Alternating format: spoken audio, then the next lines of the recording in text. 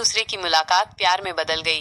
कभी कभी जिंदगी में कुछ मुलाकातें इतनी खास होती हैं कि उनका असर पूरे जीवन पर छा जाता है। ऐसा ही कुछ हुआ आरव और सिया के साथ। वे दोनों बिल्कुल अलग दुनिया के लोग थे, पर एक अनजानी मुलाकात ने उनकी कहानी की शुरुआत कर दी। आरव एक शांत और गंभीर लड़का था। उसे किताबों में सुकून मिलता था और प्रकृति में वक्त बिताना पसंद था।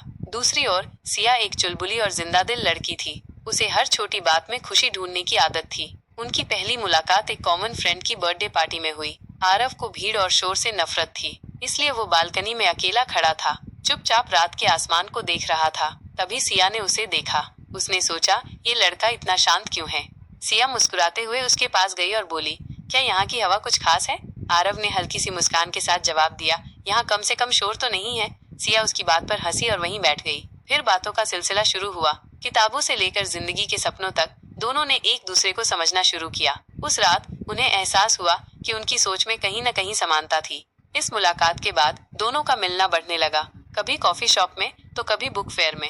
अनजाने में ही वे एक दूसरे की आदत बन गए। आरव को सिया की मासूमियत भाने लगी। उसकी हर बात में एक अनोखी चमक थी। वहीं सिया को आरव की गंभीरता में छिपी गहराई पसंद थी। वो उसकी हर बात को ध्यान से सुनती थी। एक दिन सिया ने हंसते हुए कहा, तुम्हारे साथ वक्त कैसे बीत जाता है, पता ही नहीं चलता।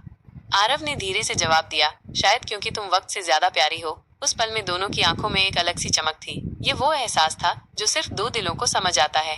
धीरे धीरे उनकी दोस्ती का रंग बदलने लगा। अब मुलाकातें सिर्फ मुलाकातें नहीं थी, बल्कि एक इंतजार था। उनकी बातचीत अब सिर्फ शब्द नहीं, बल्कि दिलों का जुड़ाव थी। एक शाम बारिश की रिमझिम में आरव ने सिया का हाथ थामा। उसने कहा, सिया, तुम मेरी जिंदगी की सबसे खूबसूरत कहानी हो। क्या तुम इस कहानी को हमेशा के लिए मेरा साथ देना चाहोगी? सिया की आंखों में खुशी के आंसू थे। उसने सिर हिलाकर कहा, हाँ, मैं तुम्हारे हर मौसम में साथ रहना चाहती हूँ।